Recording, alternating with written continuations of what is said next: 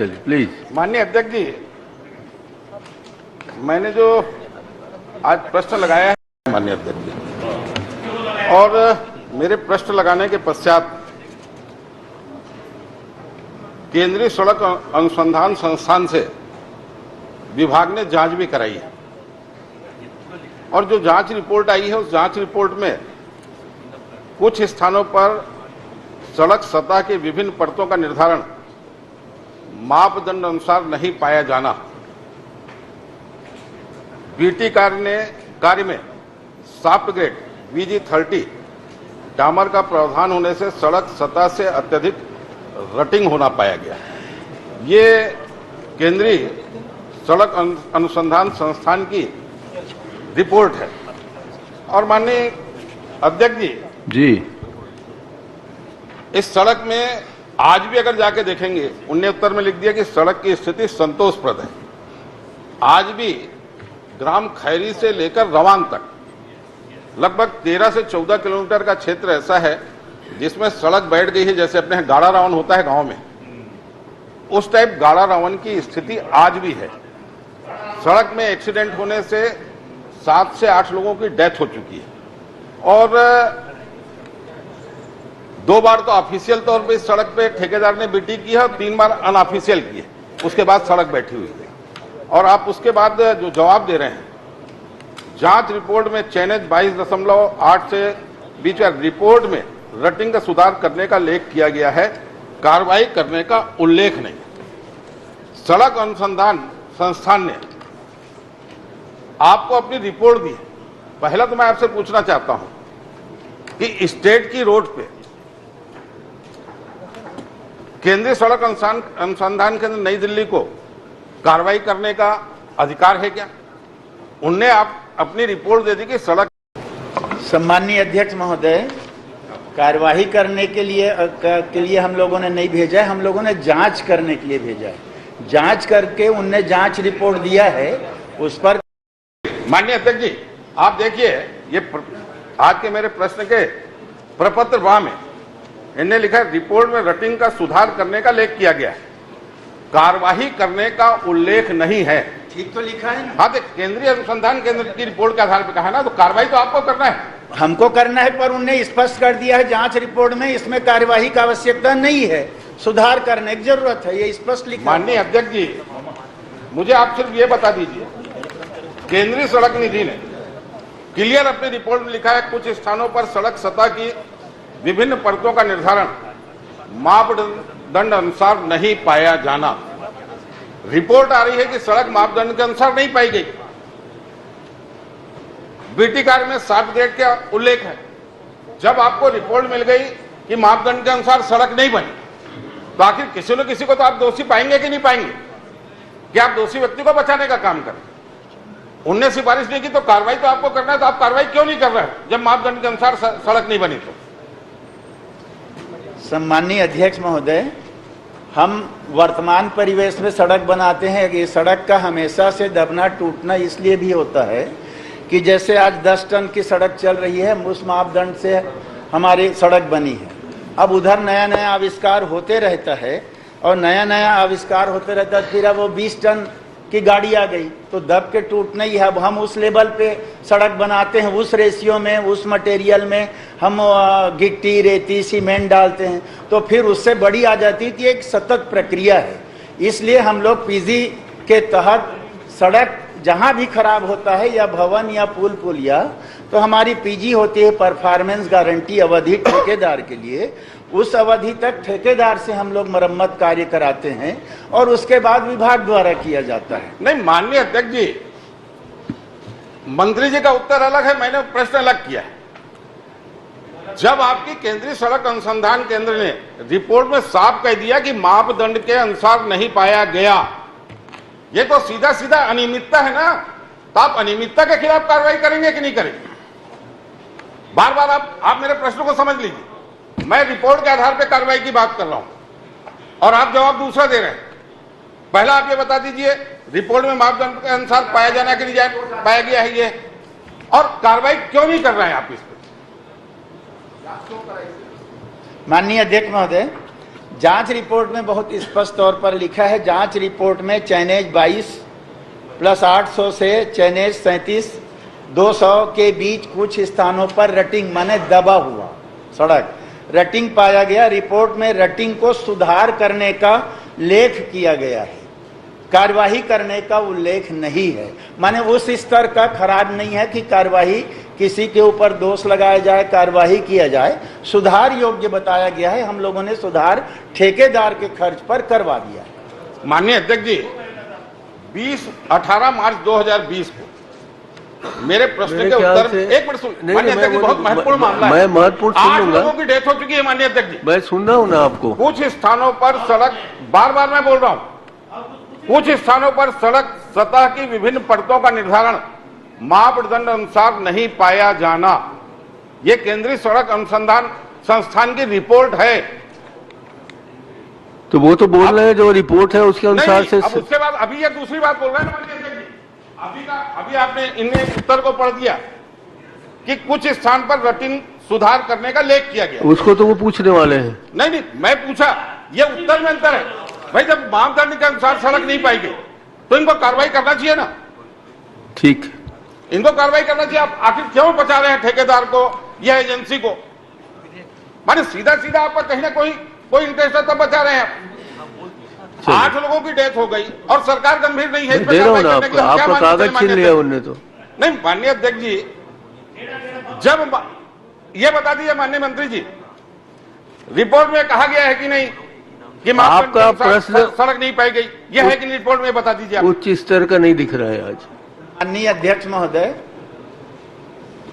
बहुत स्पष्ट है, क्षमता से अधिक भार वाले वाहनों के आवाजाही के कारण कुछ स्थानों पर सड़क सतह ऊपर लेयर, सतह माने ऊपर लेयर की विभिन्न परतों का निर्धारित मापदंड नहीं पाया जाना, सड़क सतह के विभिन्न लेयर में कॉम्प्लेक्स की कमी, जो कमी बताई गई उसको हम लोगों ने ठेकेदार से करा लिया।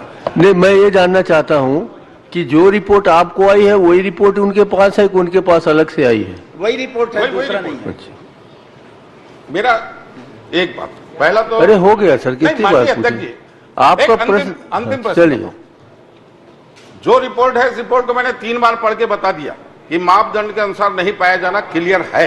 एक बात, अच्छा आप मेरे को बता दीजिए, उप सड़क कितने लोड के लिए डिजाइन की गई थी और वर्तमान में कितने लोड की गाड़ियां चलती है? सम्मानीय अध्यक्ष महोदय, उस समय जिस समय एस्टीमेट बना वो कितने क्षमता था वो मैं अलग से उपलब्ध करा दूंगा, वो मेरे पास नहीं। चलिए माननीय चंद्राकर जी। माननीय परिशिष्ट प्रपत्र ब में लिखा है कि वर्तमान में सड़क की स्थिति पूर्णतः संतोषप्रद है। माननीय अध्यक्ष महोदय, भारतीय सड़क संगठन की कई बैठकों में मैं गया हूं। मेरे यहाँ सड़क बन रही है, उसकी भी मीटिंग में 1-2 बार गया हूं, जिसको प्रधानमंत्री जी ने अभी उद्घाटित किया, कोड़े बोर्ड तक को, और कोड़े बोर्ड से आगे धमतरी तक की बन रही है। किसी भी स्पेसिफिकेशन में संतोषप्रद की परिभाषा या संतोषप्रद क्या होता है मैंने नहीं देखा आज तक। तो आप मुझे कृपया ये बताने का कष्ट करें कि ये संतोषप्रद स्थिति क्या होती है, स्पेसिफिकेशन में संतोषप्रद का मतलब क्या है, संतोषप्रद से आपका अभिप्राय क्या है? ये की स्थिति जस्ट मिनट, संतोषप्रद केंद्रीय अनुसंधान संस्थान ने लिखा है कि राज्य सरकार ने लिखा है? अब राज्य सरकार के उत्तर में है, अब ये किसके द्वारा उद्भूत किया गया है वो बताएंगे। अच्छा, तो इसलिए स्पेसिफिकेशन में भारतीय सड़क संगठन के किसी भी निर्देश में संतोषप्रद नाम का शब्द उपयोग नहीं होता। तो संतोषप्रद के स्पेसिफिकेशन क्या होता है जिसमें माननीय मंत्री या उनके एजेंसी कह सके कि यह संतोषप्रद है? ये मैं जानना चाहता हूं, ये कौन सा नया स्पेसिफिकेशन आया है? सम्मानीय अध्यक्ष महोदय, जब कोई सड़क खराब हुआ और कोई कंप्लेन हुआ तो असंतोषप्रद हुआ, ठीक, और जब हम उसको रिपेयर कर दिए तो संतोषप्रद हो गया। माननीय अध्यक्ष, जैसे आज माननीय विधायक जी का व्यवहार संतोषप्रद है। माननीय अध्यक्ष महोदय, किसी भी तरफ से ले संतोषप्रद विभाग लिखता है, टेक्निकल विभाग, तकनीकी विभाग। हम सामान्य व्यवहार प्रणाली में आपकी बात से सहमत हैं माननीय मुख्यमंत्री जी। एक टेक्निकल डिपार्टमेंट यदि लिखता है तो उसकी कोई परिभाषा होनी ही चाहिए, और होती है। नैरो गेज लाइन है, बड़ी लाइन है, 11 kV की लाइन है, 2020 की बिजली स्टेशन है, तो सड़क विभाग में, पीडब्ल्यूडी में संतोषप्रद का कोई भी तो अर्थ होगा, कोई स्पेसिफिकेशन उसका तय होगा कि टेक्निकल डिपार्टमेंट भी जनरल बात करेगा। फिर उसको गुणवत्ता विहीन है, गुणवत्ता नहीं है, इतना मात्रा मिलना था संतोषप्रद में, इतनी गिट्टी होनी थी, रेती होनी थी, यह तय कैसे होगा यदि उसकी परिभाषा तय नहीं होगी तो, और उस शब्द का उपयोग नहीं हो सकता यदि उसका स्पेसिफिकेशन तय नहीं है तो। माननीय अध्यक्ष जी, एक फिर उत्तर, फिर अच्छा आप उत्तर नहीं, आपका पूछिए ना, आप तो पूछेंगे उसके बाद ही मिला के देंगे उत्तर। माननीय अध्यक्ष महोदय, ये सड़कों से जुड़ा हुआ मामला है और सड़क सब जगह की दयनीय है। माननीय अध्यक्ष महोदय, मैं माननीय मंत्री जी से जानना चाह रहा था, क्या विभाग के सचिव अधिकारियों के साथ सड़क का अवलोकन कर वर्तमान स्थिति का वीडियोग्राफी कर रिपोर्ट प्रस्तुत कर सकते हैं क्या? ये बता दें मंत्री। मेरा पहले उत्तर। सम्माननीय अध्यक्ष महोदय, इस सड़क के लिए इसकी आवश्यकता नहीं है।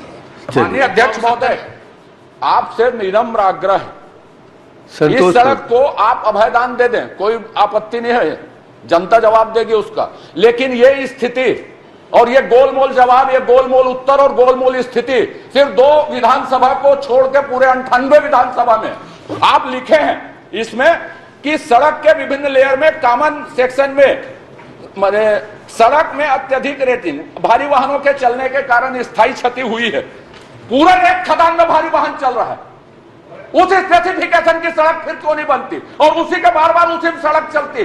तो ये आप संतोषप्रद, और दूसरी बात जो बोल रहे हैं माननीय अध्यक्ष महोदय, शानदार मुस्कुराते हुए वैसी सख्ती के साथ उधर मैं आपके लिए मुस्कुरा रहा हूँ उत्तर दिलवाइए कि जब तक माननीय मुख्यमंत्री जी नहीं आए थे आपका व्यवहार संतोषप्रद था। मुख्यमंत्री के आते ही आप गर्म होने लगे।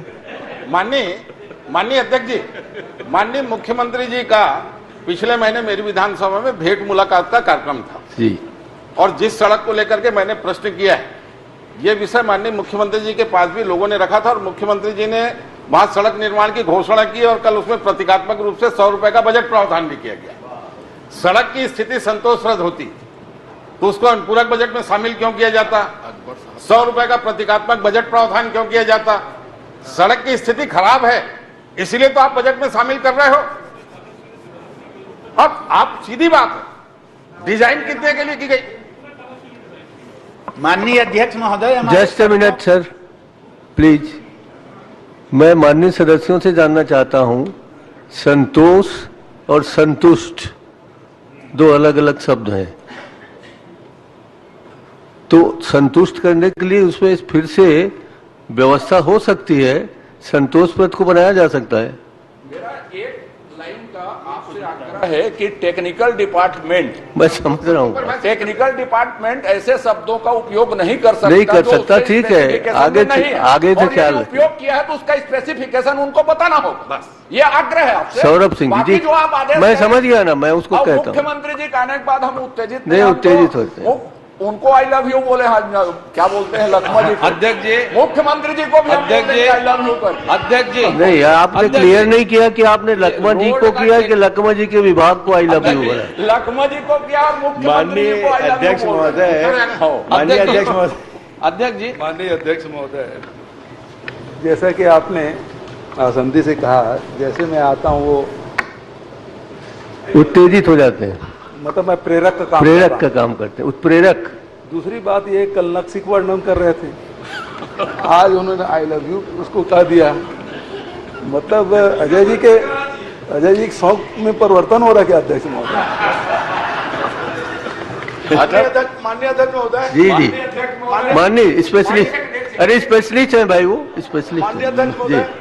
आई लव यू शब्द किसके लिए उपयोग होता है? मैं माननीय अध्यक्ष महोदय, इधर मैं ये जानना चाहता हूँ कि चंद्राकर जी की उम्र क्या आई लव यू बोलने की है? क्यों नहीं है? क्या करेंगे कि हमारा क्या होगा? चंद्राकर जी आप क्या कर रही है? कह नहीं, सबकी है। क्या है आपके दिमाग में भरी है अश्लीलता? माननीय अध्यक्ष महोदय, सीधा आरोप लगा रहे हैं। किसी को भी कह सकते, कुत्ते को भी बोलते हम तो आई लव यू। अरे उसमें मैं आपको प्यार करता हूँ, मैं आपसे प्यार करता हूँ, आपको माननीय अध्यक्ष महोदय, क्या बुराई है? अरुण जी, क्या बुराई है? आई लव यू एक्सपर्ट मेरे पास। अरे तो आप उनको, माननीय वो अध्यक्ष express I love you महोदय, शब्द मेरे को तो आघात पहुंचा है कि इन्होंने कहा कि आपके दिमाग में अश्लीलता भरी हुई है। सीधा सीधा आरोप लगा रहे हैं। जहां साहित्यिक माननीय अध्यक्ष जी, जो कल माननीय मुख्यमंत्री जी से चर्चा हुई थी ना, आप अवगत हैं, उसका परिणाम आज आएगा। देखिएगा, इतने प्रसन्न दिख रहे हैं। माननीय, एक अंतिम प्रश्न कर लूं? चलिए जल्दी से कर लीजिए। मैंने माननीय मंत्री जी से पूछा ड्राइंग डिजाइन कितने लोड के लिए की गई थी, आप बाद में उपलब्ध कराएंगे। आपने उत्तर में लिखा है मार्ग का कोई भी भाग जर्जर नहीं है एवं मार्ग गड्ढा मुक्त है, सड़क की स्थिति संतोषप्रद है। मैं खाली आपसे निवेदन करता हूं, मेरा आरोप नहीं है इस विषय पे, आप अपने अधिकारियों को भेजकर इस सड़क की वीडियोग्राफी बुला करके चेक करवा लीजिए बस। आज भी गाड़ा रावण उस सड़क पे है।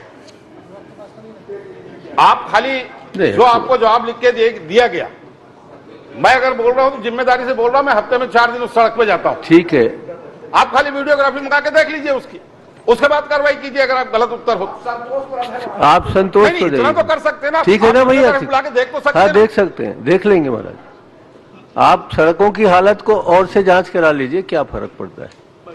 सम्माननीय अध्यक्ष महोदय, पूरे प्रदेश में सड़कों की हालत एकदम चिकना बना हुआ है। कैसा चिकना वो तो नहीं बोलूँगा, लेकिन अगर एक आध सड़क की बात जैसे कर रहे हैं देखने का, तो हमारी सतत प्रक्रिया है। हमारे अधिकारी लगातार, विशेषकर बारिश के मौसम में, बारिश के पहले हम लोग पूरा रिपेयर करते हैं। बारिश के लिए भी हमारा टेंडर होकर हर जिले में ई को पैसा भेज दिया गया है तत्काल कार्यवाही करने के लिए।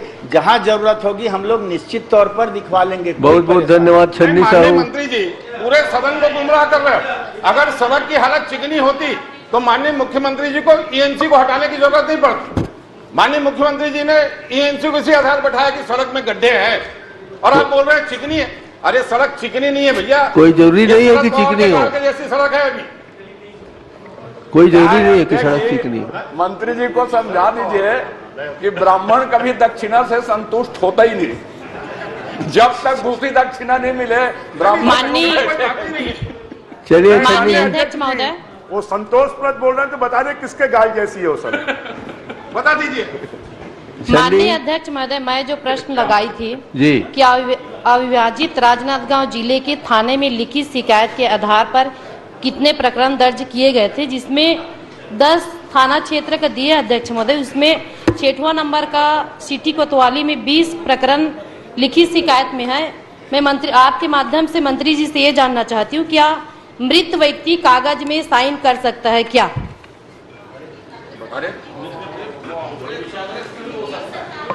सम्माननीय अध्यक्ष महोदय, प्रकरण की जानकारी उन्होंने मांगी, दे दिया। जो प्रकरण की जानकारी मैंने उनको दे दिया है। अब ये प्रश्न अलग से है कि मृत व्यक्ति दस्तखत कर सकता है कि नहीं, तो ये तो सभी जानते हैं कि मृत व्यक्ति किसी में दस्तखत नहीं कर सकता।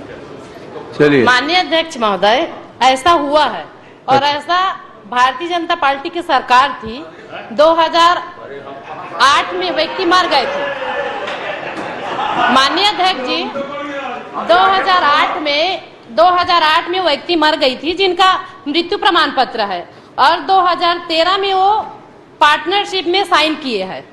और लिखित में शिकायत देवेंद्र सिंह गर्चनी किए थे, जो आरोपीगण द्वारा छल पूर्वक कुट रचित व फर्जी दस्तावेज बनाने तथा मृत व्यक्ति के हस्ताक्षर कर कुट रचित व फर्जी दस्तावेज किया है। क्या इस मैटर में आदरणीय मंत्री जी उचित कार्रवाई करेंगे? जांच करके ये जानना चाहती हूँ। गंभीरता पूर्वक जांच करेंगे ऐसा बोलो, उचित कार्रवाई कुछ नहीं होता। निश्चित तौर पर पूरी गंभीरता पूर्वक नियमों के अनुसार हम जांच कराएंगे माननीय अध्यक्ष। धन्यवाद। धर्मजीत सिंह जी। धन्यवाद। माननीय अध्यक्ष महोदय, चूंकि अंतिम सत्र है, जांच करवाएंगे का कोई मतलब नहीं है, समयावधि बताए तब मतलब है। ठीक, हफ्ते 10 ठीक दिन है। ऐसे को आश्वासन का अब आखिरी सत्र में कोई मतलब नहीं, समयावधि बताए तब उसका अर्थ है। चलिए यथाशीघ्र बोलिए। सम्माननीय अध्यक्ष महोदय, समयावधि इसलिए नहीं बताया जा सकता किस नेचर का प्रकरण है, अपराधी कौन है, रिकॉर्ड कहाँ से, उसके लिए नया शब्द है ना, यथाशीघ्र। क्या जांच करना पड़ेगा? यथाशीघ्र बोल दीजिए ना, यथाशीघ्र। बात खत्म हो गई। माननीय अध्यक्ष जी, धर्मजीत जी बस प्लीज, हो गया बैठ जाओ, बैठ जाओ। अब वो जांच हो जाएगी, यथाशीघ्र होगी और जांच हो जाएगी। अब धर्मजीत जी आ रहे हैं। माननीय अध्यक्ष महोदय, मैंने लोरमी विधानसभा के सड़कों के बारे में माननीय मंत्री जी से पूछा है। उन्होंने बहुत ही विस्तृत जानकारी दी है, मैं उसका अध्ययन तो कर लिया हूँ। मैं सिर्फ आपसे एक प्रश्न ये पूछना चाहता हूँ कि मैंने पूछा था कि कंडिका ख के क्षेत्र में कौन कौन सी सड़क मरम्मत योग्य है और कौन कौन सी सड़कें मरम्मत हेतु शासन स्तर पर लंबित है। आपने जो जवाब दिया है उसमें लिखा है कि मुंगेली लोरमी मार्ग लंबाई 26.20 किलोमीटर और उसमें लोरमी विधानसभा के अंतर्गत 14.20 किलोमीटर ये बहुत ही मरम्मत योग्य सड़क है, जर्जर है, क्षतिग्रस्त है और इसके लिए शासन स्तर पर कार्यवाही प्रचलन में है। ये लोरमी से मुंगेली जिले को जोड़ने वाला एकमात्र सड़क है जो कि पुरानी सड़क है और वो बहुत जर्जर है। उस सड़क में जब मैं भी जाता हूं तो शर्म आती है और मैं समझता हूं आपके विभाग के खिलाफ भी अच्छी भावना और अच्छी बात कोई नहीं करता है। तो आपसे मेरा सिर्फ एक आग्रह है कि मैं कोई नई सड़क बनाने, बजट प्रावधान करने और दुनिया भर की बात नहीं कह रहा हूं।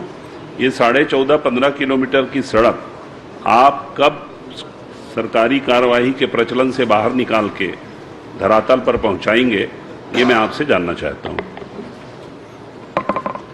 सम्माननीय अध्यक्ष महोदय, जिस सड़क की ओर माननीय सदस्य ने ध्यान आकृष्ट किया है वो बजट में शामिल है। बजट में शामिल होने के बाद हमारा विभाग उसका प्राक्कलन तैयार कर चुका है और अब प्रशासकीय स्वीकृति के लिए हम उसमें कार्यवाही कर रहे हैं। जैसे ही मिलेगी अनुमति हम लोग तत्काल टेंडर और अन्य कार्यवाही कर देंगे। हाँ, तो धरातल में आ चुका है, अब काहे के लिए? नहीं, एक मिनट सर, बजट में है मैं भी जान रहा हूँ, प्रचलन में है मैं भी जान रहा हूँ। मैं जैसा ही मिलेगा वैसा ही नहीं, मैं आपसे ये जानना चाहता हूँ कि जब सरकार के पास बजट में प्रावधान है, सब कुछ प्रक्रिया पूरी हो गई है, तो उसे आप ये बोलिए ना कि 15 दिन 20 दिन के अंदर उसको हम क्लियर करा देंगे। आपके यहाँ तो बहुत लेट लतीफ़ी होता है डिपार्टमेंट में, चाहे वो आपका हो चाहे फाइनेंस में हो। तो आप कृपा करके इस एक इकलौते रोड के लिए जो मुंगेली लोरमी विधानसभा को मुंगेली से जोड़ता है, उसके लिए आप कृपा करके मुझे आश्वस्त कर दीजिए कि 15 दिन 20 दिन 1 महीना कब होगा। बाद में तो कुछ हो नहीं पाएगा, बाद में तो आप स्वीकृति चाहेंगे भी तो नहीं दे पाएंगे, आचार संहिता की घोषणा हो जाएगी। तो जी माननीय अध्यक्ष महोदय, हमारे विभाग से जो कार्यवाही होना है वो हम पूरी करके तत्काल हम लोग भेज रहे हैं वित्त को। जैसे ही आएगी, अब वो चाहे 15 दिन में आए, 20 दिन में आए, महीना दिन में, वो आएगी और हम लोग शुरू कर देंगे। चलिए अग्रवाल जी, एक मिनट सर, आखिरी मंत्री जी, मैं आपसे निवेदन कर रहा हूं, जैसा वैसा मत बोलिए। आप बोलिए ना कि विधानसभा से निकल के आप उन अधिकारियों को आदेशित करेंगे, थोड़ी देर के लिए उसको दुर्ग ग्रामीण विधानसभा की सड़क मान करके घोषणा कर दीजिए, वहां पर फोन कर दीजिएगा, बन जाएगा। हमारा भी जिला मुख्यालय से जोड़ने का अधिकार है। और उस सड़क से बदनामी बहुत हो रही है, थोड़ी सी छोटी सी लंबाई की सड़क है, शर्म आती है हमको, लोग गाली बकते हैं, तो अब हम क्या करें? कार्रवाई नहीं हो रही, उसको हम थोड़ी बताएंगे, उसको कोई मानता नहीं। आपका विधानसभा में प्रश्न आ गया है, अधिकारी लोग सुन रहे हैं, जल्दी कर दीजिए। निवेदन है कि बाहर जाके अधिकारी अग्रवाल जी, आपका प्रश्न है, मूड नहीं है क्या?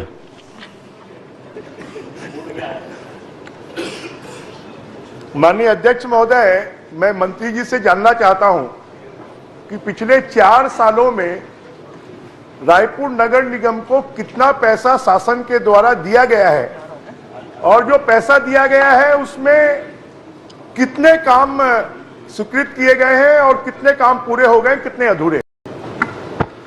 माननीय अध्यक्ष महोदय, वो 4 साल का पूछा है पूरा एक साथ, तो इसमें 4 साल का बताते। माननीय अध्यक्ष महोदय, इसमें 9,615 कार्य स्वीकृत हुए हैं और इसमें 13,274 लाख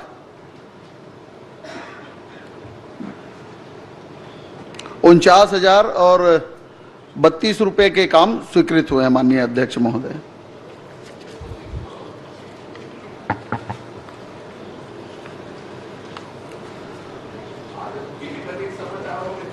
अब बता रहा हूं, आपको बता रहा हूं। अब 10,000 काम है, उसमें से आप पूछ रहे हो तो उसको बताना तो पड़ेगा आपको, पढ़ने में थोड़ा टाइम लगेगा। माननीय अध्यक्ष महोदय, मैं इनको सालवार बता देता हूं। ये रायपुर उत्तर में 2018-19 के 54 काम अपूर्ण हैं जो प्रधानमंत्री आवास के हैं, बाकी काम जो स्वीकृत है वो पूर्ण हो चुके हैं। उसी तरह रायपुर दक्षिण में 2018-19 में 79 काम जो हैं वो अपूर्ण हैं जो प्रधानमंत्री आवास के ही हैं, और रायपुर पश्चिम में इसी वर्ष के 70 काम अपूर्ण हैं।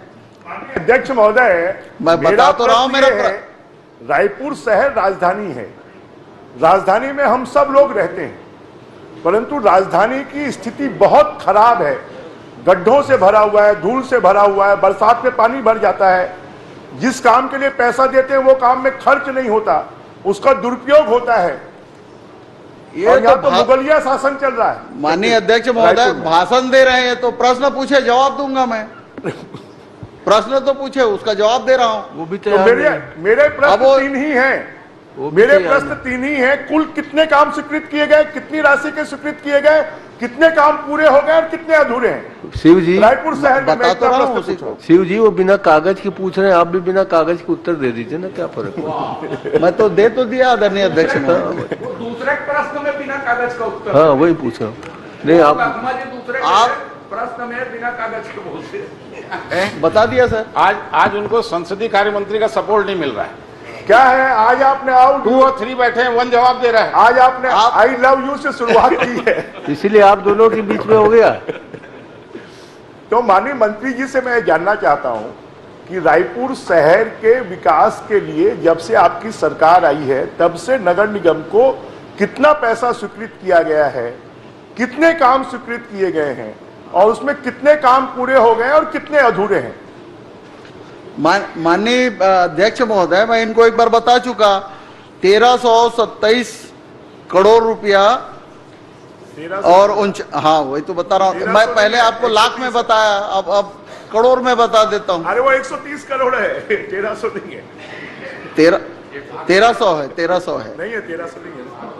अरे भाई है ना जी, नहीं है, नहीं।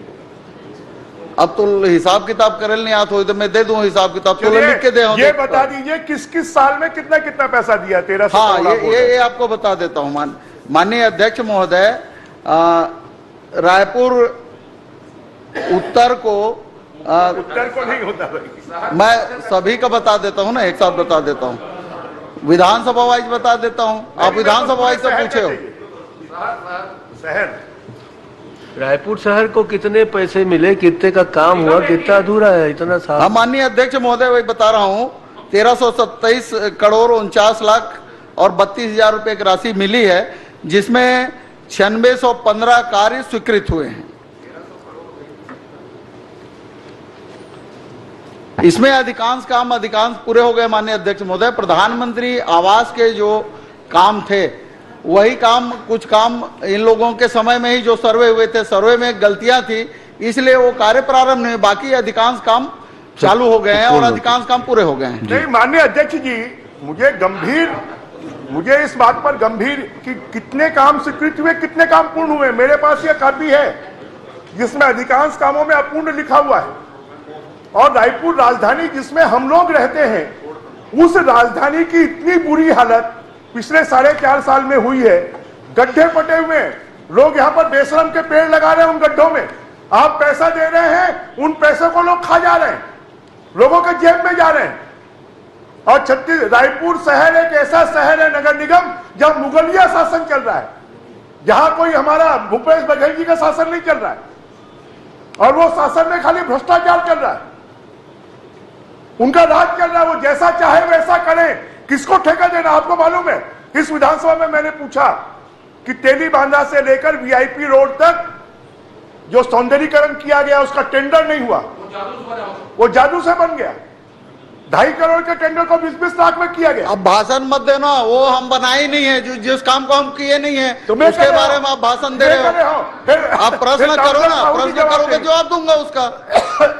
आप प्रश्न कर लीजिए, आप तो भाषण देना शुरू कर दिए हो। माननीय अध्यक्ष महोदय, जिस सड़क की बात कर रहे हैं वो हमने नगर निगम में बनाया ही नहीं है। किसने बनाया? उसकी बात कर रहे हैं। किसने बनाया? किसने बनाया हमको क्या मालूम, हम नहीं बनाए हैं, बता तो रहे हैं आपको। मंत्री का जवाब है। मंत्री का जवाब मेरे पास है। आपने कहा है कि उसका हमने टेंडर किया है, हमें परमिशन नहीं मिला NHI से और काम हो गया। हाँ माननीय अध्यक्ष महोदय, ये पिछले विधानसभा में इसने पूछा था, हमने बताया था टेंडर किए थे, लेकिन उसका अनुमति NHI से नहीं मिला, हमने निरस्त कर दिया उस काम को, तो हमने तो कराया नहीं माननीय अध्यक्ष महोदय। नहीं माननीय अध्यक्ष जी, मैं यही तो कह रहा हूँ कि रायपुर शहर में और रायपुर के आड़ा तुम बनाए रायपुर शहर में इतनी अनारकी हो रही है, यहाँ पर काम नहीं हो रहे हैं, खाली एकमात्र काम भ्रष्टाचार का हो रहा है। मैं चलिए आपसे दूसरा प्रश्न पूछ लेता हूँ। माननीय मुख्यमंत्री जी ने इस सदन में पांचों बजट में ये घोषणा की कि नहीं कि शारदा चौक से तात्यापारा की सड़क बनाई जाएगी, वो कब तक बन जाएगी? चलिए धन्यवाद। माननीय अध्यक्ष महोदय, माननीय मुख्यमंत्री जी घोषणा है वो पूरा होगा और उसको हमारे PWD विभाग वाले उसको करेंगे, उसमें प्रक्रिया चल रही है और यथाशीघ्र बन जाएगा माननीय अध्यक्ष महोदय। माननीय अध्यक्ष जी, आपको अगर ध्यान ऐसा कोई बजट सत्र नहीं होगा जिसमें मैंने उस सड़क की बात नहीं उठाई हो, और उसके बाद भी मंत्री जी कहते हैं कि घोषणा की है तो बन जाएगा। आप मैं समझ गया। जब चला चली की बेला है। माननीय अध्यक्ष महोदय, पानी की व्यवस्था कर दिया जाए, गुटखा गले में अटक जाएगा तो दिक्कत हो जाएगा। कर रहे हैं उसकी व्यवस्था। तो माननीय अध्यक्ष जी, मुझे किस कारण उनका गला नहीं अटका है? रोड नहीं बना तो क्यों नहीं अटकेगा? उनका क्षेत्र है, वो गुटका उटका नहीं खाए, वो रोड नहीं बने। ये भूपेश बघेल जी के मुख्यमंत्री बने के बाद सबका अटकत है। तो माननीय अध्यक्ष जी, रायपुर शहर की इतनी बुरी हालत है। मैं माननीय मंत्री जी, मुझे मालूम है आपकी नहीं चलती रायपुर में आपकी भी नहीं चलती है, सबकी चलती है, सरकार नहीं चलती ना आपकी। मैं आपसे हर माननीय अध्यक्ष, मैं बता देता हूँ माननीय अध्यक्ष महोदय, ये 15 साल में तो इनके जो इनका पुराना मंत्री था उससे बनता नहीं था, वो बनाया नहीं। 15 साल में अपनी सरकार में नहीं बना पाया, अब हमारी सरकार आई तो मांग किए हैं। माननीय अध्यक्ष महोदय, वहां पे स्थिति ये है कि काम 6 करोड़ का है, मुआवजा 80 करोड़ का देना है, तो उसको देख कर किया जाएगा ना। अब प्रक्रिया चल रही, माननीय मुख्यमंत्री जी ने कहा उसको बनाएंगे, तो निश्चित रूप से PWD विभाग उसको देख रहा है और उसका DPR वगैरह बन रहा है, जैसा बन जाएगा उसके बाद कार्रवाई होगी। आप लोगों ने 15 साल कुछ किया नहीं। सदन में फिर गलत जानकारी दे रहे हैं। उसको PWD विभाग नहीं देख रहा है, उसको नगर निगम देख रहा है। नगर निगम के माध्यम से एक पार्ट बन चुका है, मुआवजा देकर सड़क चौड़ीकरण हो चुका है। उसका दूसरा पार्ट रायपुर शहर का सबसे बड़ा बॉटल नेक है, शारदा चौक से तात्यापारा का एरिया। तात्यापारा से आगे का मुआवजा भी दिया जा चुका है, उसमें सरकार का पैसा नहीं लगना, आपको लोन देना है और लोन की स्वीकृति करना है। बार बार मैंने पत्र लिखे हैं, बार बार कहा है, परंतु उसके बाद भी उस सड़क के लिए 40 करोड़ चाहिए। मुख्यमंत्री जी ने 10 करोड़ की घोषणा कर दी, वो सड़क बनेगी कैसे? हम लोग सब रायपुर शहर में रहते हैं। मुझे इस बात का दुख है, कष्ट है कि रायपुर के साथ में सौतेला व्यवहार किया जा रहा है, यहाँ का विकास अवरुद्ध कर दिया गया है, यहाँ के लिए पैसे नहीं दिए जा रहे हैं। माननीय अध्यक्ष महोदय, भाषण देना शुरू कर दे, प्रश्न करे ना, मैं बताऊंगा उसका जवाब। रायपुर शहर को 15 साल बर्बाद किए राजेंद्र मुराद इसका पट्टा। आज माननीय अध्यक्ष महोदय, अभी क्या जा रहा है, इसको चुनाव पहुंच गए तो ये तक नहीं कर रहा है। माननीय अध्यक्ष महोदय, हमने रायपुर शहर ही नहीं पूरे प्रदेश की शहरों को संवारा है। इनके समय में जो खराब स्थिति थी उसको ठीक करने में हम लोग कुछ समय लगे हम लोगों ने किया है। अच्छा, स्वच्छता के मामले में पूरे देश में हम लोग लगातार 3 साल पहले नंबर में आए। 15 साल में 100 पुरस्कार नहीं मिला इनको। हम लोग ODA++ में पूरे देश में पहले नंबर में है और प्रधानमंत्री का जो आवास बनता है उसमें सबसे अच्छा गुणवत्ता का पूरे देश में पहले नंबर का पुरस्कार इनके प्रधानमंत्री ने हमारे प्रदेश को दिया है। 4 नेशनल अवार्ड मिले हैं हमको।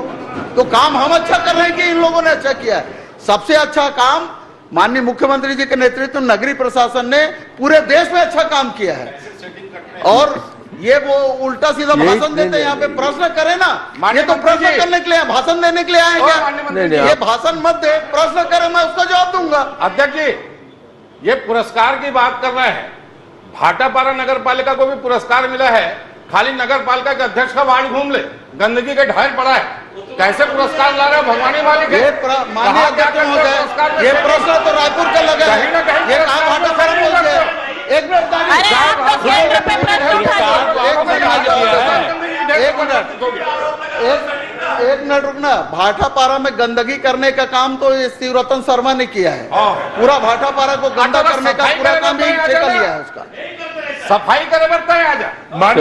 माननीय अध्यक्ष जी, तो अगली बार इस चुनाव में सफाई करवाई दूंगा, तुम्हारा चिंता मत करो।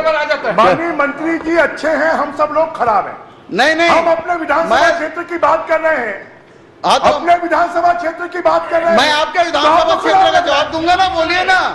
आपके विधानसभा का हर सवाल का जवाब दूंगा। मैं पूछ रहा हूँ, बोलिए। आपने 9,615 काम स्वीकृत किए, तो कितने काम उसमें पूरे हो गए, कितने अधूरे हैं?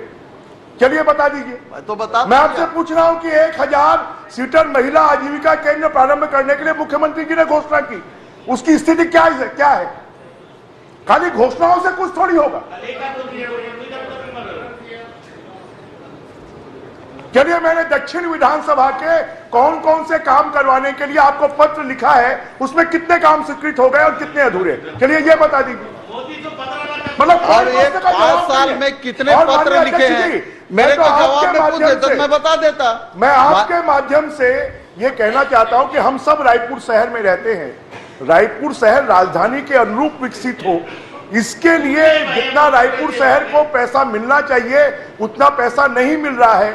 लगभग मैं हर बार हर बजट सत्र में माननीय मुख्यमंत्री जी से एक आध मांग करता हूं, परंतु एक भी पूरी नहीं हुई है। एक सबसे बॉटल नेक शारदा चौक से तात्यापारा का चौड़ीकरण का मामला, उसके लिए मैं हर बार बोलता हूं, परंतु वो स्वीकृत नहीं हुआ है। मैं चाहता हूं, ये चला चली की बेला है, परंतु इसमें एक मिनट रुक जाओ ना भाई, रुक जाओ ना, आप रुक जाओ। माननीय अध्यक्ष जी, ये बोलते हैं हम लोग काम करने वाले लोग हैं। माननीय अध्यक्ष महोदय, तात्यापारा की सड़क जो है पीडब्ल्यूडी के बजट में सम्मिलित हो गया है और एएस की प्रक्रिया प्रचलन में है। मैं आपको बोल रहा हूं तो थोड़ा बहुत समझा करो, देखा करो, पढ़ा लिखा करो। कल बजट का पुस्तिका मिला है, उसको भी देख लिया करो थोड़ा। माने आप थोड़ा बहुत अकल से बोलते। अच्छा, दूसरा एक मिनट माननीय अध्यक्ष महोदय, आजीविका केंद्र का माननीय मुख्यमंत्री ने जो घोषणा किया है, स्वीकृति जारी हो चुकी है। 1,000 सीटर आजीविका केंद्र की स्वीकृति जारी की जा चुकी है और उसमें टेंडर लगने वाला है, काम होगा। मेरे को उनके ज्ञान की जरूरत नहीं है, वो बुद्धिमान है, विद्वान है।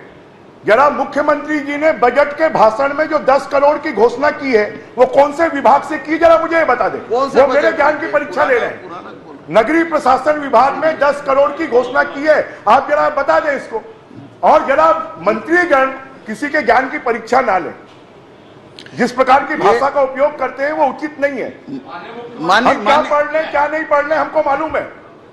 मैं जिन बातों को पूछ रहा हूं उनको तो बताने के लिए मैं बता रहा हूं, बोल रहे हैं माननीय मुख्यमंत्री जी ने घोषणा किया है।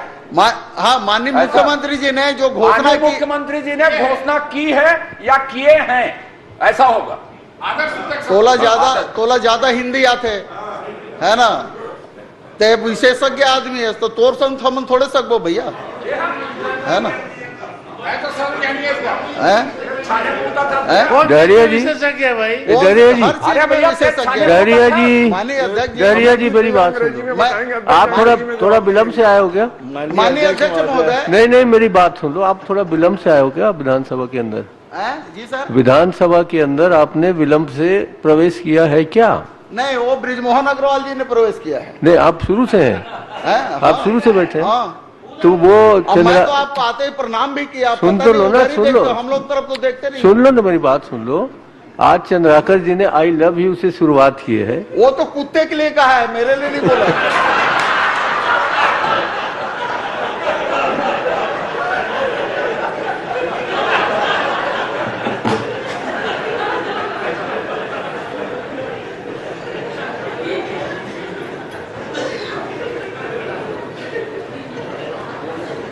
माननीय अध्यक्ष महोदय, चलिए आप मोहन जी को संतुष्ट कर दीजिए, ज्यादा नहीं कुछ कहना है मुझे।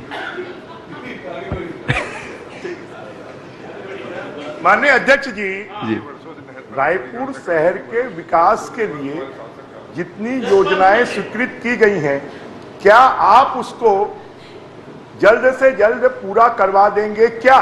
बस इतना सा माननीय सवाल है। अध्यक्ष जी। जी, रायपुर शहर में पेयजल की भी बहुत बड़ी प्रॉब्लम है। माननीय मंत्री, आपने पिछली बार मेरा ध्यानाकर्षण एक बार समीक्षा कर लीजिए, बात सब खत्म हो कामों को जाए। पूरा करेंगे क्या?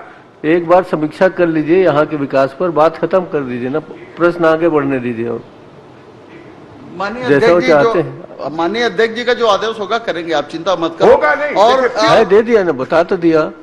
बैठक होगी, आपको बुलाएंगे, समीक्षा करेंगे, बातचीत होगी। पांडे जी आपको प्रश्न नहीं पूछ रहे हैं क्या? अध्यक्ष महोदय, हो गया ना, आगे आप बढ़े। निर्देश भी देंगे ना तो पांडे जी के लिए बैठे। जवाब माननीय मंत्री जी ने मुझे दे दिया है। आप संतुष्ट हैं? मैं संतुष्ट हूँ। धन्यवाद। श्रीमती ममता चंद्राकर। माननीय अध्यक्ष महोदय, मेरा प्रश्न माननीय मंत्री जी से श्रम विभाग के से है। जवाब तो मिला है, लेकिन यहाँ के भुगतान के संबंध में मैं माननीय मंत्री जी से जानना चाहती हूँ कि जो 72 लाख रुपए का भुगतान हुआ है, उसमें आपके जवाब में 210 मिस्त्री, राज मिस्त्री का दिया है, लेकिन जो आंकड़ा ऑफिशियल है वो 708 है। आप क्या चाहते हैं? मैं जो राशि भुगतान हुआ है, हाँ, जिसकी गंभीरता से अधिकारी के ऊपर इसकी पूरी जानकारी लेके जांच करवाए। अच्छा, जो गलत ढंग से हुआ है जांच करवा भुगतान। देंगे। हाँ, जांच करवा देंगे आप, ठीक है, करवा दीजिए, जांच करवा दीजिए। 7 नंबर जी, धन्यवाद। रजनीश कुमार सिंह। जी, माननीय अध्यक्ष महोदय, मैंने माननीय मंत्री जी से जानना चाहा था कि जनवरी 2020 से जून 2023 तक कितने अधिकारियों के ऊपर कार्रवाई की गई है। मैं माननीय मंत्री जी का जवाब आया है, मैं उनसे ये जानना चाहता हूं कि मार्च के जो बजट सत्र है उसमें पीडीएस में लगभग 400 करोड़ से अधिक का राशि का राशन कम होने का उल्लेख हुआ था। तो जो मेरे पास 23 नाम आए हैं उसमें 3-4 लोगों का ही, अधिकारियों का नाम उसमें है कि लापरवाही के कारण, अनियमितता के कारण, उसका विस्तार से कारण मेरे को नहीं बताया गया है। तो क्या उस दुकानों में जो कम राशन मिला है, ऐसे लोग उसमें शामिल है और क्या सिर्फ 4-5 लोग शामिल हैं क्या? पहले ये बताने की कृपा करेंगे। माननीय मंत्री जी। माननीय अध्यक्ष महोदय, माननीय सदस्य ने जो प्रश्न पूछा था उनका प्रश्न है और प्रश्न का उत्तर उनको मिल गया है। इसके बाद जो है ये बहाली और उसके बारे में पूछ रहे हैं, सत्यापन के बारे में पूछ रहे हैं। तो सत्यापन के बारे में लापरवाही बरतने के कारण जिनको सस्पेंड किया गया है उनका भी नाम दिया हुआ है, और किनको रीएस्टेट किया गया है, किनको नहीं किया गया है, आप परिपत्र देखेंगे तो जनवरी 2020 से जून 2023 तक जिन खाद्य निरीक्षक एवं उच्च पदाधिकारियों को निलंबित किया गया है उनका लिस्ट लगा हुआ है, और जिनको रीएस्टेट किया गया है उनके बारे में लगा हुआ है। अभी स्पेसिफिक प्रश्न किसी में हो तो आप बताएं। नहीं, माननीय अध्यक्ष महोदय, मैंने कहा कि जो राशन दुकानों में पीडीएस के कम है तो वहां के लिए भी जिम्मेदार अधिकारियों के खिलाफ निलंबन की कार्रवाई की गई है क्या? क्योंकि इसमें 23 नाम कुल है और 12-15 नाम में अलग अलग कारण दिया गया है। 4-5 नाम है जिसमें सिर्फ लापरवाही और अनियमितता की बात की गई। तो लापरवाही, अनियमितता क्या है?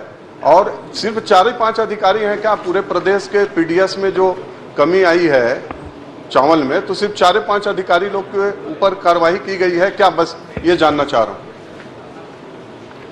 पीडीएस के स्टाफ और सत्यापन के प्रकरण में कार्य में लापरवाही बरतने के कारण कलेक्टर मुंगेली के प्रस्ताव के आधार पर श्री प्रफुल्ल पांडे, सहायक खाद्य अधिकारी मुंगेली को संचालक खाद्य द्वारा दिनांक 18/11 को निलंबित किया गया तथा जारी आरोप पत्र के संबंध में उनका जवाब सभानात्मक कारक पाए जाने पर उन्हें संचालक खाद्य द्वारा 15/5/2023 को आदेश जारी कर निलंबन से बहाल किया गया।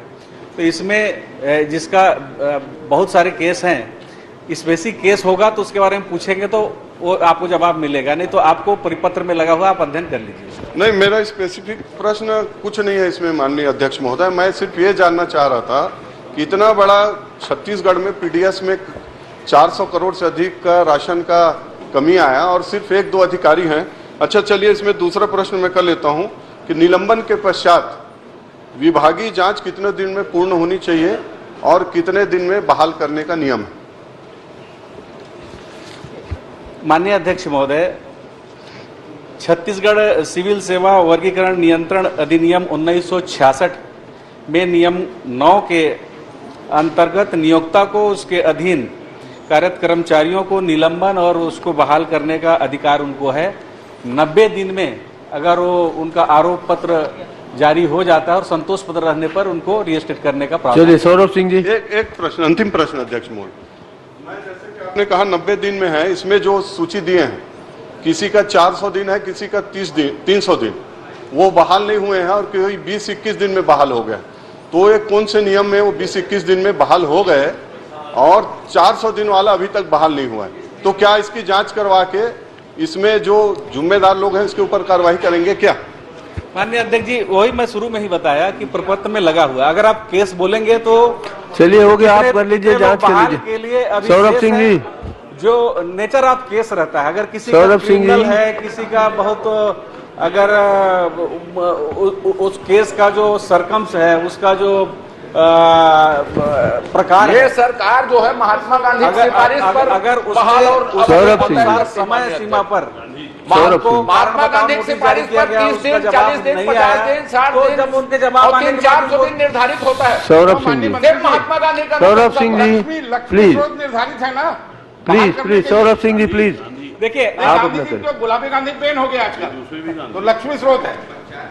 चलिए। नहीं, इसका तो बिना महात्मा गांधी के अप्रोच वाला छोड़िए ना प्लीज प्लीज, चलिए कुछ नहीं, आप बैठिए। नहीं, इसमें आप विस्तार से जिनका बचा हुआ है, किन कारणों से बचा हुआ बोलेंगे तो पूरा नहीं बताना है भाई। सौरभ सिंह जी का प्रश्न तैयार करिए आप, सौरभ सिंह जी पूछेंगे। माननीय अध्यक्ष महोदय, मैं माननीय मंत्रीगणों से निवेदन करूंगा कि प्रश्न के समय कम से कम एक कान में जो लगाते हैं ना वो लगा ले, ताकि उनका जो असली प्रश्न क्या पूछ रहे हैं वो समझ में आ जाए। यहाँ हल्ला होता ही रहता है, आप लोगों को समझ में नहीं आता, उत्तर कुछ हद तक। माननीय अध्यक्ष महोदय, सितंबर 2000 वो राशन नहीं मिल रहा है, अतिरिक्त राशन दुकानों में है, उस पर इंक्वायरी हुई।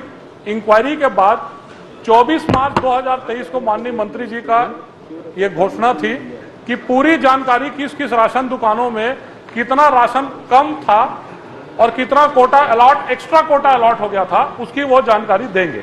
24 मार्च 2023 को सत्रावसान हो गया। अब माननीय मंत्री जी उस बात की जवाबदारी नहीं दे रहे हैं, जवाब नहीं दे रहे हैं और कोर्ट का बता रहे हैं कि कोर्ट पे मामला प्रकरण लंबित है। परंतु बहुत सारी ऐसी राशन दुकानें हैं जहां के संचालकों ने पैसा भी जमा किया और राशन भी जमा किया। तो माननीय रजनीश जी जो मूल बात को पूछ रहे थे, नहीं आप क्या पूछ रहे हैं? रजनीश की बात छोड़िए, आप क्या पूछ रहे हैं? मैं ये पूछ रहा हूं कि जिन राशन दुकानों में गड़बड़ी पाई गई, हाँ। और उन्होंने एक्सेप्ट किया कि गड़बड़ी है तो राशन जमा कराया या पैसा जमा कराया जी, वहां पर जितने भी अधिकारी हैं उन अधिकारियों के ऊपर क्यों कार्रवाई नहीं हुई?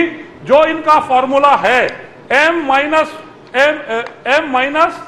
+ M3 जो कोटा का इनका निर्धारित है, उस कोटा के निर्धारण के आधार पर जिस अधिकारी ने ऑनलाइन परमिशन दी कि एक्स्ट्रा कोटा दिया जाए, उस अधिकारी के ऊपर क्यों कार्रवाई नहीं की गई? यही रजनीश जी का प्रश्न है, यही हमारा प्रश्न है कि उन अधिकारियों के ऊपर क्यों करें, इस पर क्यों कार्रवाई, उन अधिकारियों के ऊपर क्यों कार्रवाई नहीं? जहां पर उन्होंने एक्सेप्ट कर लिया कि हाँ हमने गलत हुआ था तो जमा कर दिया, तो जब उन्होंने एक्सेप्ट कर लिया तो वहां पर कार्रवाई क्यों नहीं कर रहे? 20-22 अधिकारियों के ऊपर क्यों? माननीय अध्यक्ष महोदय, देखिए वो रजनीश सिंह जी का अलग प्रश्न था, ये डॉक्टर रमन सिंह जी का प्रश्न है जिसको आप पूछ रहे हैं, आपको अधिकृत किया है। सबको ये टाल रहे हैं कि कोर्ट में दूसरे मामले में गए। तो आप उसको समझा दीजिए कौन से मामले में गए, कौन से मामले में नहीं। अभी जिसमें स्वीकार हुआ आप उत्तर दिलवा रहे हैं उसी में हम मान लेते हैं। तो मैं बोल रहा हूँ ना, प्रश्न करने दीजिए जी। माननीय अध्यक्ष महोदय, इशारा कहीं पर और निशाना कहीं पर। नहीं, एक किस प्रश्न का जवाब मांग रहे हैं पहले वो स्पष्ट हो जाए। ये रमन सिंह जी के प्रश्न का जवाब मांग रहे हैं कि रजनीश सिंह के मैं वही कह रहा था। सौरभ अगर रमन सिंह जी पूछ रहे हैं तो उनको बताऊं, रजनीश सिंह जी के पूछ रहे हैं तो उनको बताऊं। नहीं, वो रमन सिंह जी के प्रश्न का उत्तर मांग रहे हैं, उनको दूं? हाँ जी, वो मगर यहाँ है नहीं, जाओगे पहुंचाने आप? माननीय अध्यक्ष महोदय, आप पूछ रहे हैं रमन सिंह जी का? सौरभ सिंह जी जो प्रश्न पूछ रहे हैं रमन सिंह जी का प्रश्न पूछ रहे हैं वो अधिकृत है। माननीय अध्यक्ष महोदय, हाँ, क्यों नहीं, सब आप ही से तो सीखे हैं महाराज। और पलट लो, एकदम बता रहा हूँ, आप निश्चित होकर के सुनिए। माननीय अध्यक्ष महोदय, नहीं तो आई लव यू कह के नक्की करो ना यार। चलो ना, छोड़ो, जल्दी चलो। उचित मूल्य दुकान के सत्यापन सितंबर 2022 में जो हमने कराया था, सत्यापन उपरांत स्टॉक में अनियमितता पाए जाने पर संबंधितों के विरुद्ध कार्रवाई करने का हमने घोषणा किया था। बजट सत्र 2022-23 के आश्वासन में दिया गया, जिसमें माह सितंबर 2022 में उचित मूल्य दुकानों के बचत स्टॉक के सत्यापन के संबंध में माननीय उच्चतम न्यायालय बिलासपुर में 34 याचिकाएं दायर है, जिसमें अंतिम न्यायालयीन निर्णय उपरांत ही स्टॉक वितरण अनियमितता की सही मात्रा तथा इस हेतु दोषी व्यक्तियों की अंतिम संख्या का निर्धारण संभव हो सकेगा, अतः शेष प्रसंग उपस्थित नहीं होता है। पूछने दीजिए। इसके बाद पूछने दीजिए, पहले उत्तर आ रहा है। सुन लीजिए, आप पहले सुन लीजिए ना, मेरा खत्म नहीं हुआ, आप पहले सुनिए तो पहले आप सुनिए तो पहले अरे भाई आप सुने, आप प्रश्न आया पहले आप सुन। क्या आप माननीय अध्यक्ष महोदय, रमन सिंह जी ने 2 पत्र लिखा केंद्र को, और उस पत्र का केंद्र से कमेटी आया, जांच किया, सबको निराधार पाया।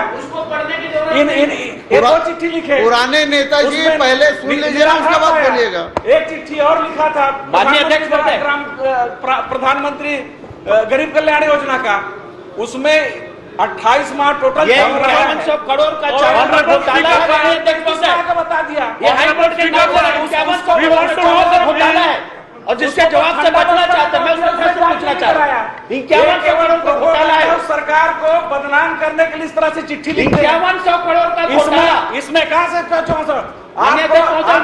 जवाब में केंद्र को अगर रमन सिंह का चिट्ठी बोलेंगे उसको पढ़ के सुना देता हूं। स्पीकर सर, उसका जांच तक नहीं हुआ। मंत्री जी, स्पीकर सर,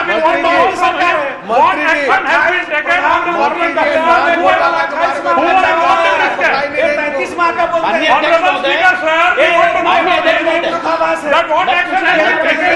सर प्लीज देखिए, ये मूल प्रश्न, एक मिनट मूल प्रश्नकर्ता ये है, उनका हो जाने दीजिए, फिर मैं आपको दूंगा ना। ये तो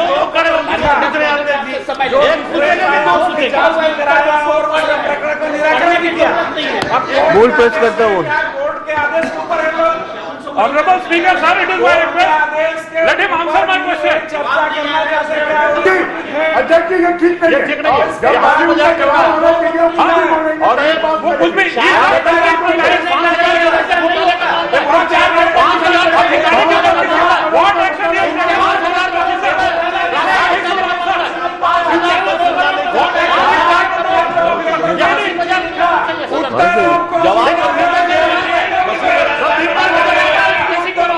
सुनने में क्या तकलीफ हो रही है?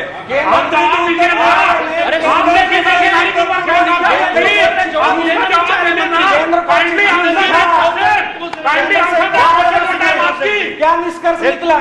अरे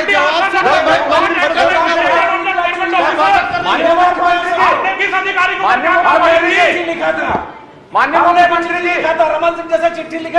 चलिए छोड़िए प्लीज। कमी आप 28 महीना का चावल आता है, 10 महीना का चावल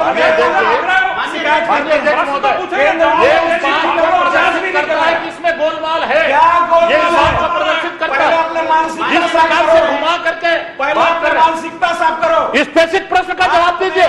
5000 करोड़ रुपए का घोटाला हुआ है, 5000 करोड़ रुपए का घोटाला हुआ है। आप बताओ ना क्या कार्रवाई कर रहे हो, आप क्या कार्रवाई कर रहे बताओ। सदन जानना चाहती है, प्रदेश की जनता जानना चाहती है, आप बोल बोल जवाब दे रहे। 28 महीना चावल आया है, प्रधानमंत्री रमन सिंह के सरकार में होता था। सरकार आपकी बात करे, गोलमाल रमन सिंह की सरकार में होता था।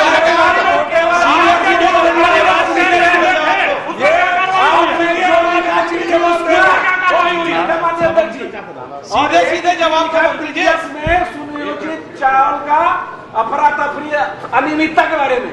सेंट्रल से टीम आया, सेंट्रल ने जांच किया, उसमें कुछ नहीं पाया, पहला चिट्ठी। और इसमें कहां से घोटाला? दूसरा, प्रधानमंत्री ग्राम कल्याण के जो चावल आए थे उसके बारे में, चावल जमा हुआ ना, लोगों ने एक्सेप्ट किया ना कि चावल का शॉर्ट था, चावल जमा हुआ ना, जांच को ठंडा बस्ता में जहां पर चावल जमा हुआ, जहां पैसा जमा हुआ, उन अधिकारियों के ऊपर क्यों कार्रवाई नहीं कर रहे? क्या है तुम्हारा चिट्ठी का?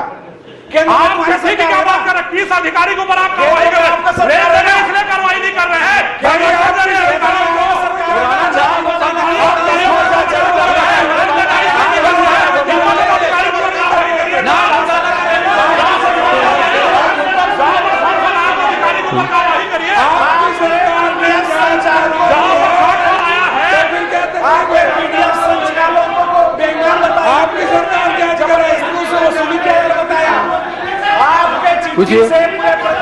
पूछिए पूछिए तेरे धर्मराज जी की जवाब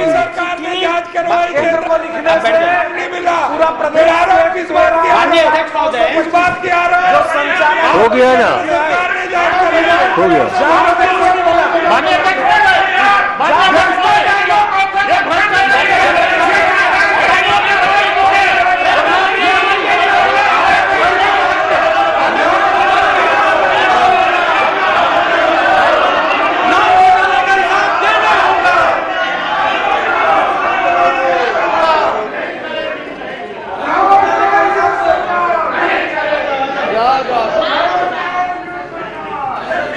चंदन कश्यप,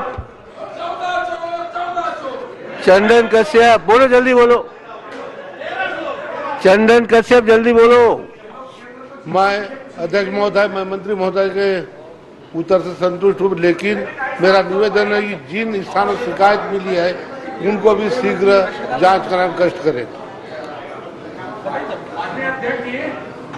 प्रश्नकाल समाप्त। भूपेश